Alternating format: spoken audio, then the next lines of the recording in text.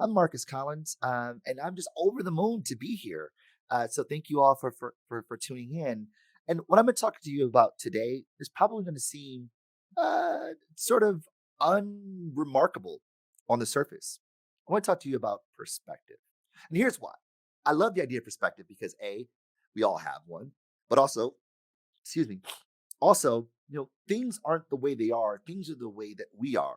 Like I love this quote from Nias Nin. Things aren't the way they are. Things are the way that we are. That is, the way we see the world frames how the world actually is. We can look at the exact same thing from two totally different perspectives and see two totally different things. That's the power of perspective. You're looking at things one way through your lens, and people see something totally different. Which means then, for us as marketers, if we are to understand people, we have to be able to see the world through other people's lenses, other people's perspective. The metaphor I often used is that, if we think about the phenomenal social world that we live in, right? The social world that we engage in on a daily basis, it's sort of like watching a basketball game in an arena. And that is, you see the game from your seats in the arena. And if you are sitting in the nosebleed seats, you see a completely different game than someone who's sitting on the court side, even though we're watching the same thing. This is the power of perspective, which means then, if we are to truly understand people, then we need more seats, right? We need to be able to see the world through more lenses, which is why I want to talk to you about perspective. And I want to talk to you about perspective with regards to one simple thing, that is people. There's a speaker that Kenneth knows pretty well too. I don't know him personally, but I know his work. A guy named the name of Jonas Sachs, and he says that good marketers see consumers as complete human beings having all the dimensions that real people have. Oh, of course. Look out the window, you don't see consumers, you see people, real life people. And our job as marketers is to see people with all their complexity, to see people with all their nuances, with all of their idiosyncrasies that make them who they are. And that's a hard thing to do because people are quite complex. The astrophysicist Neil deGrasse Tyson puts it this way. He says that in science, when human behavior enters the equation, things go nonlinear. That's why physics is easy and sociology is hard because we are some complicated mofos. Like we just are. Even Sir Isaac Newton said, I can calculate the motion of heavenly bodies, but not the madness of people, right? Because we are complex. And because people are so complex, we have this tendency, we have this bias, this shortcut heuristic to put people in boxes so that the world makes more sense, that the world is more organized. The social world, that is more organized. It reduces the complexity associated with people. And just because we put people in boxes to make the world more organized, it doesn't mean that it's the most representative version of the world, right? If I tell you, meet my friend Deborah, Deborah drives a minivan, and I ask you, does Deborah have kids? You probably say, oh yeah, Deborah definitely have kids. And then do her kids play a sport? You go, oh, totally. They play soccer, right? And where does Deborah live? The suburbs, right? I give you one data point about Deborah, and you map out her entire life, right? Oh, drives a minivan. She definitely has kids. They definitely live in a cul-de-sac, and they play soccer. These are the boxes that we put Deborah in. And marketers, we laud ourselves for doing such. In fact, we actually have an instrument for doing this that we call demographics. Oh, we love ourselves some demographics. Age, race, gender, household income, geography. These are the boxes that we put people in. And while demographics are easily spotted in some cases, though demographics are statistically accurate in some cases, right? Like, we now know that gender is fluid, for instance, but I can at least observe it, which makes it easier for me to get that information. And though that information is easily attainable, they don't accurately describe who people are.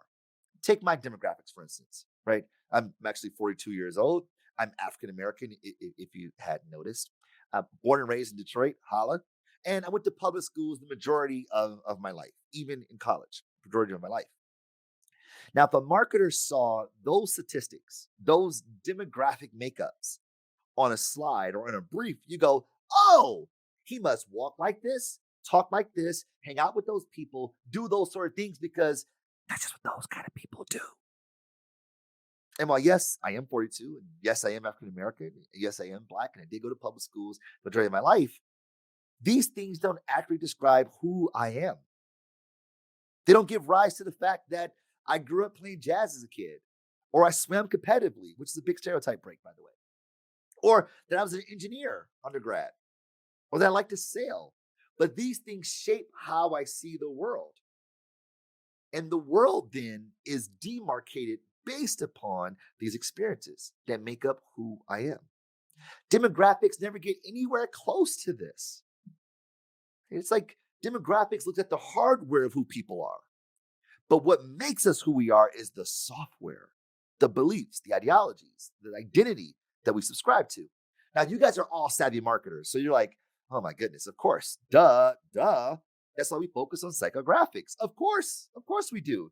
Instead of looking at people's age, their race, their gender, their household income, look at their interests, their passion points, what they believe, who they are. These are forms of segmentation, more accurate segmentation, right? If we're looking at segmentation, we start with identifiability. We need to get to some predictive behavior, right? I identify them as such, and what is systematic of their behavior? Or if we start with behavior, how do we identify them, right? We say people who like pepperoni on their pizza. Well, I can't look outside and say he likes it. I'm sure he likes it based off of what they look like. Right? We need some way to identify who these people are, and that's where psychographics tend to fail us. Because what we're really looking for is a way to accurately describe who people are and have some causality about their behavior. And there's a way by which we can do this. It's by looking at people's tribes, their tribal subscription. And by that, I mean their friends, their people, their families, their people, their co-workers, their tribes, right? Our classmates, our tribes, our fraternity brothers, sorority sisters, congregates, teammates, club mates, our people. Our people are the best way to describe us because we use our people to self describe, but also they give causality to our behavior because we follow the cultural characteristics of our tribes, of our people. Within each one of our groups of people, our tribes, there are a set of beliefs that we hold, ideologies that we subscribe to. There are artifacts that people like us wear. There are behaviors that are ritualed. There's language that we use, the shortcut terms that we use. And the alchemy of these four things represent our culture. And culture moves forward on the basis of one simple question. Do people like me do something like this? The answer is yes, I do. If the answer is no, I don't. In a lot of ways, one would say that culture is the governing operating system of man. It influences and lays out what we do. And here's where it gets good. That because of the beliefs we hold, the artifacts that have meaning, the behaviors that are ritual, the language that we use, we therefore hold certain attitudes about products, people, organization, institutions, and the like. And that is, as Emil Durkheim refers to, our cultural facts. These are our beliefs, our artifacts, the rituals, the behaviors, or the ritual behaviors and language. They actually inform our psychographics. Our psychographics are byproducts of our cultural subscriptions.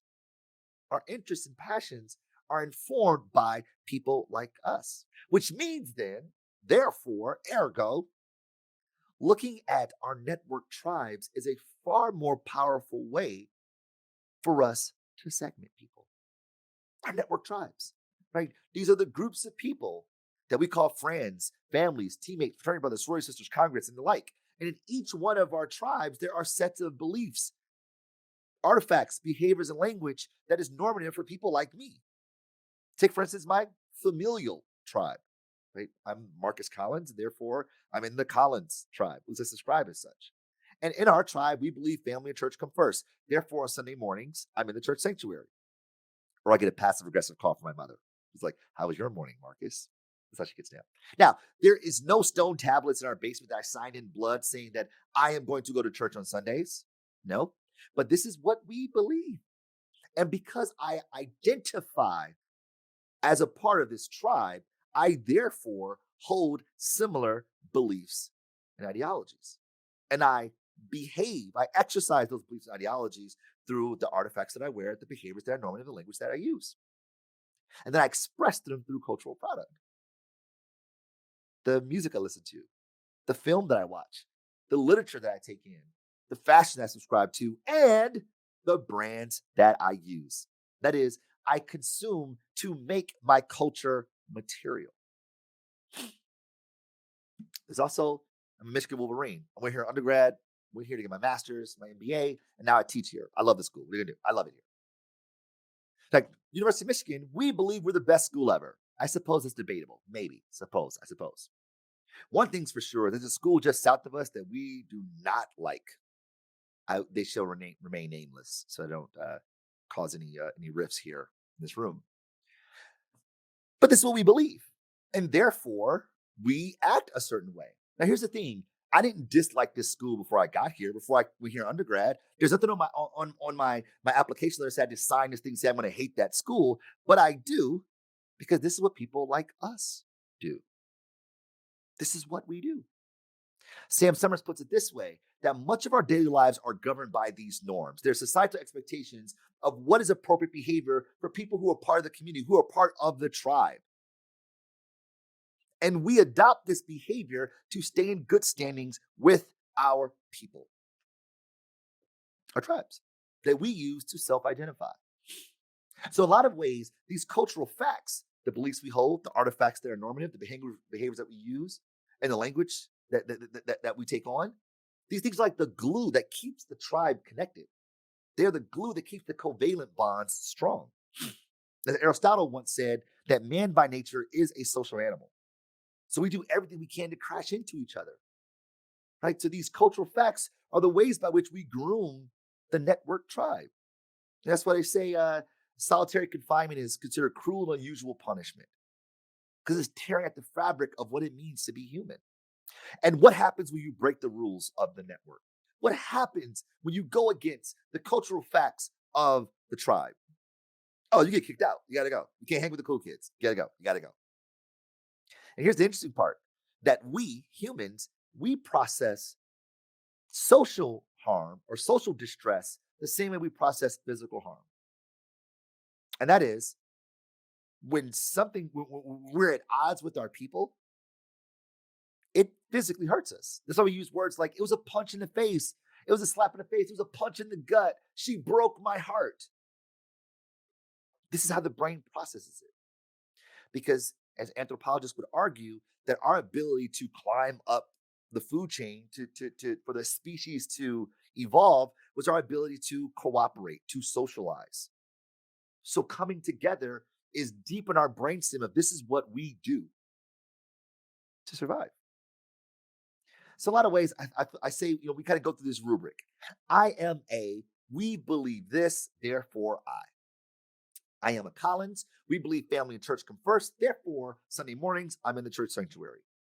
I'm a Michigan Wolverine. We believe that school just south of us, in the state that's just south of us, is the worst. Therefore, every time I have a chance to talk about how bad they are, I do it. Why? Because this is what people like us do. And every network tribe you're in, you do the exact same thing, hundreds of times a day. Hundreds. Yeah, saying in philosophy, I think, therefore I am. In this case, is I am, therefore I do. I am a Collins, therefore I. This is why our network tribes are the most powerful way to segment, the most powerful way to identify people, to take a heterogeneous market where everyone is different and put them in homogeneous like clusters where they're more alike than they are different. Because not only do we self-identify by these groups of people, but the cultural facts that govern what it means to be a part of these groups of people informs our behavior. Jill Avery says it this way: our identities, these are the narratives that we construct and negotiate with others, which identify the place that we occupy in the social world in relationship to and demarcated from other people, are created and confirmed through our social interactions. through our network tribes. And this is where the digital world becomes such a powerful facilitator of the way that we connect, the way we become networked to our tribes. See, back in the day, the gentleman by the name of Cernoff. And Cernoff, he was the president of RCA. It was the Radio Company of America, that now is, is the record label and whole nine. But back then, he came with this concept that he called the Cernoff's law for networks. And the idea was that the more nodes, the more connections that a network has to it, the more valuable the network becomes. And that is, if I'm Comedy Central and I have a lot of people who watch me, then I become more valuable, right? This is considered a broadcast network, right? The more people who watch a network or listen to a podcast or attend a conference, the more people that are connected to the centralized node, the more valuable the network becomes. Then a gentleman, years later, a guy by the name of Metcalf, who actually created the Ethernet as we know it, Metcalf said, you know what? But you know what's even more powerful is when you decentralize the network. When you decentralize the network, the value of the network gets more powerful, where people within the network can connect to other people who like themselves. They can connect to other peers. Think about network platforms like Airbnb is a perfect example of this. You decentralize the network so you connect to other people within the network. Super powerful. Then a few years later, a guy by the name of David Reed said, you know what's even more powerful? What's even more powerful is that when you decentralize the network, you remove the centralized node and you allow people to connect to other people inside the network, the value of the network grows exponentially. These are tribal groups. When I'm able to connect to people who, like me, see the world the way I do, subscribe to the same beliefs, subscribe to the same artifacts, behaviors, and language, our tribes, our friends, our fraternity brothers, our congregants, our people. David Reed says it this way.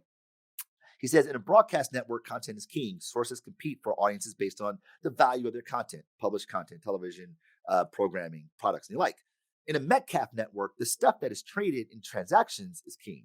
Money, email, services, etc. However, in a group network, the central role is filled by jointly constructed values. That is unbelievably powerful. Superman powerful. This is the power of culture, the governing operating system of man.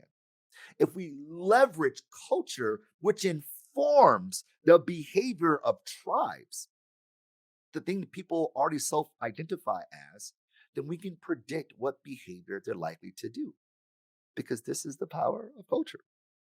Now, you may look at this and say, oh, yeah, totally. I know that. Yeah. Tell me something I don't know, Marcus. And I say, okay, I hear you.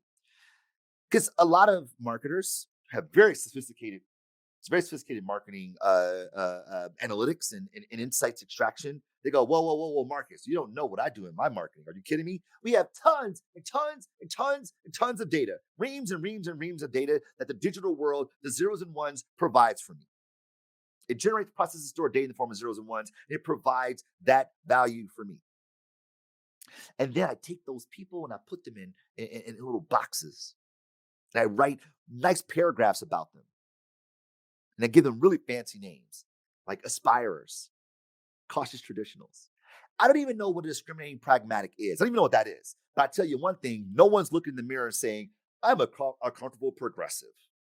And because no one self-identifies as such, there are no beliefs. There are no rituals.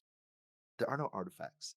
There are no behaviors. There are no cultural governance that guide what people like them do. It is not real. And though we put people in these boxes to describe them, we're surprised they don't act the way they're supposed to act, because we label them in a way that is not real. And since we're all friends here now, since we're all here, might as well, right?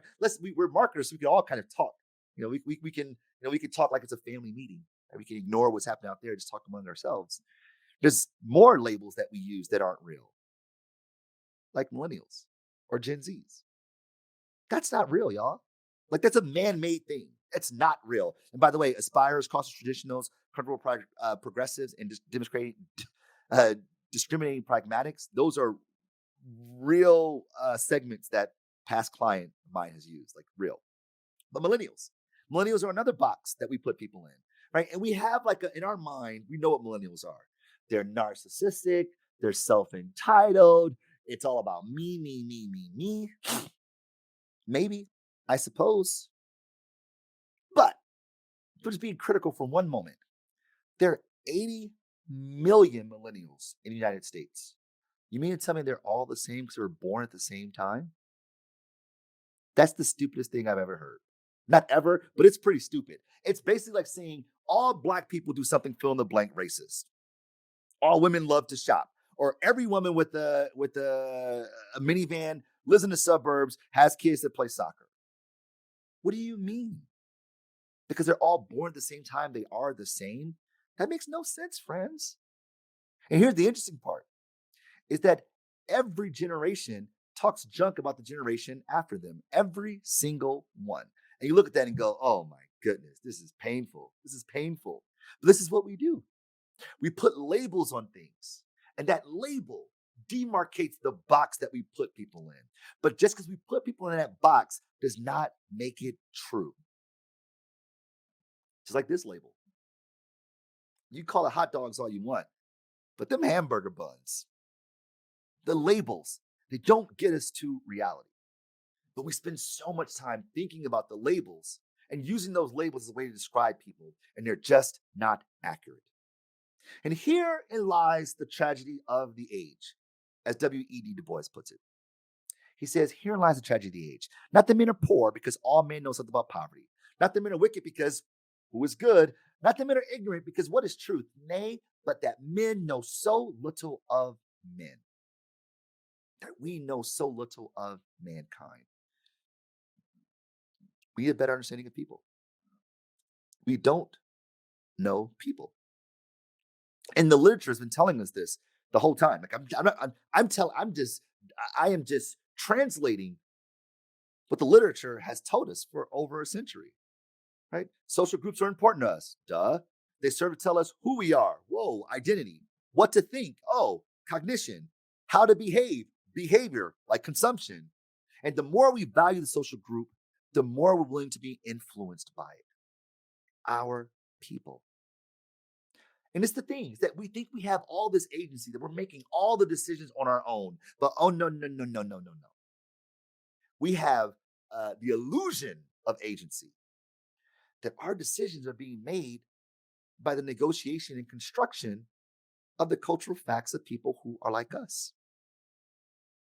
And as the literature tells us, there's a phenomenon called self-congruence, where Ivan Ross puts it this way: people purchase a product or brand only if these are consistent with, enhances, or in some way fit well with the conception they have of themselves. This is about identity, friends. Our identity informs what behavior we take on. Identity informs, is the anchor for culture, which is the governing operating system of man.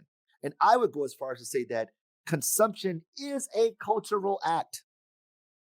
What we buy, how we adorn ourselves, how we eat, how we vacation, how we sleep, how we marry, all of these things are demarcated by the way we see the world, which is mediated by culture. And that's some super powerful stuff. Oh, that's super powerful, especially for us marketers, because our job is to influence behavior, which requires us to segment in a way that's more accurate in describing who people are, and more accurate in predicting what people are going to do. Network tribes give us a better way to segment people. But you guys are a smart bunch. So I tell you, it's all a matter of perspective, because the way you see the world ultimately informs how the world takes shape and ultimately informs what you do. I hope this is helpful. I'm super, super grateful for the opportunity to be with you all today.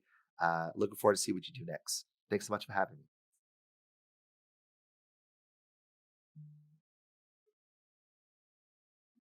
I'm curious how you take a step back. You also work for a large marketing company and help provide that strategy. How do people know when they're taking the right perspective, if you will, that's not necessarily their own, or trying to impose what they think might be, Yeah. I mean, there's a lot of things we think about, and then when we know we're thinking about it wrong, or maybe we need to think about it differently, or we overimpose what our thoughts may be. How do you Yeah. sort of go back and take the best objective point of view you can, or at least help guide people to do that? So I tell my clients and my students, and whether they're undergraduate, graduate, or even C-level folks, I tell them start with what do you believe? How do you see the world? And by you, I mean Mhm. like the brand. What's the brand's point of view? It's conviction. It's ideology, and brands have they have they're signifiers, right? They have meaning. They stand for things, right? So what does the brand believe beyond what you do in a Simon Sinek sort of way? Why do you exist? What do you believe? And then I say, go find the people who believe what you believe. Go preach the gospel to them. Because what those people would do is say, oh, finally someone said it. Oh, finally someone did it. And they'll use the brand to not only fulfill a functional need they may have, but they use the brand to communicate their own identity. And the brand Mhm. becomes not just a legal mark, not just a trust mark, not even just a love mark. It becomes an identity mark. And Yeah. that's super powerful stuff.